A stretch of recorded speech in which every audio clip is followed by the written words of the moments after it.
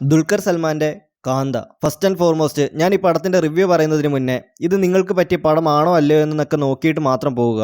കാരണം ഇന്നുകൂടെ ഞാൻ സോഷ്യൽ മീഡിയയിൽ കാന്തയ്ക്ക് പോയി ഉറക്കം കടിച്ചു പിടിച്ചിരുന്നു എന്ന് പറഞ്ഞൊരു റീൽ കണ്ടു.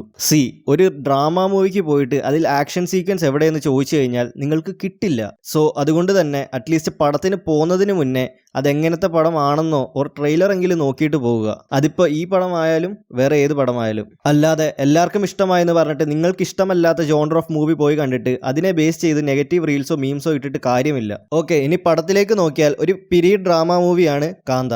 1950s മദ്രാസ് ഫിലിം ഇൻഡസ്ട്രിയിലെ കഥയാണ് പടം കാണിക്കുന്നത്. അവിടുത്തെ ഒരു പ്രമുഖ ഡയറക്ടറായ സമുദ്രകനിയും അദ്ദേഹത്തിന്റെ പണ്ട് ശിഷ്യനായിരുന്ന എന്നാൽ ഇപ്പോൾ ഇൻഡസ്ട്രിയിലെ തന്നെ നടിപ്പു ചക്രവർത്തി എന്നെല്ലാവരും വിളിക്കുന്ന ദുൽഖർ സൽമാനും തമ്മിലുള്ള ഒരു ഈഗോ ക്ലാഷ് ആണ് പടത്തിനെ മുന്നോട്ട് കൊണ്ടുപോകുന്നത്. ആൻഡ് ഇതിൽ DQ അഭിനയിച്ചേക്കുന്ന നടിപ്പു ചക്രവർത്തിയായ TK മഹാദേവന് കംപ്ലീറ്റ് ജസ്റ്റിസ് കൊടുത്തുകൊണ്ടാണ് ചെയ്തിരിക്കുന്നത്. കാരണം അയാളെ എന്തിനാണ് എല്ലാവരും അങ്ങനെ വിളിക്കുന്നത് എന്ന് നമ്മളെ ആ അഭിനയത്തിലൂടെ തന്നെ കാണിച്ചു തരുന്നുണ്ട്. അതിന് ഉദാഹരണം ഫസ്റ്റ് ഹാഫിൽ തന്നെ ഭാഗ്യശ്രീയുടെ കൂടെ ഒരു റീടേക്ക് പോകണമെന്ന് പറയുന്ന ഒരു സീനുണ്ട്. അതിൽ തന്നെ നമുക്ക് മനസ്സിലാകും എത്ര അടിപൊളിയായിട്ടാണ് DQ ഈ ക്യാരക്ടർ ക്യാരി ചെയ്യാൻ പോകുന്നതെന്ന്. എല്ലാവരും DQന്റെ അഭിനയം കാരണം ഹൈപ്പ് ആക്കുന്ന കണ്ടു. ബട്ട് ഞാൻ ഹൈപ്പ് കുറച്ച് പറയണമെന്നാണ് വിചാരിച്ചത്. ബട്ട് ഇത്രയെങ്കിലും പറയാതിരിക്കാൻ എനിക്ക് പറ്റുന്നില്ല. പടത്തിന്റെ ഫസ്റ്റ് ഹാഫ് ഒരു പെർഫെക്റ്റ് സോളിഡ് ഫസ്റ്റ് ഹാഫ് ആയിരുന്നു. എന്നാൽ സെക്കൻഡ് ഹാഫിലേക്ക് വരുമ്പോൾ ചെറിയൊരു ജോണർ ഷിഫ്റ്റ് ഉണ്ട്. എല്ലാവർക്കും അത് പെട്ടെന്ന് ദഹിക്കണമെന്നില്ല. എനിക്ക് ട്രെയിലർ കണ്ടപ്പോൾ കൈൻഡ് ഓഫ് ഈ പോസിബിലിറ്റി തോന്നി. സോ എനിക്ക് വേഗം അഡാപ്റ്റ് ചെയ്യാൻ പറ്റി. ഒരു മിസ്റ്ററി ത്രില്ലർ ടൈപ്പിലേക്കാണ് ജോണർ പോകുന്നത്. ബട്ട് സെക്കൻഡ് ഹാഫ് കുറച്ചുകൂടെ ഒന്ന് സ്ലോ പേസ്ഡ് ആയതുപോലെ തോന്നി. ആൻഡ് ടുവേർഡ്സ് ദ എൻഡ് പടം അടിപൊളിയായിട്ട് തന്നെയാണ് കൊണ്ടുപോകുന്നത്.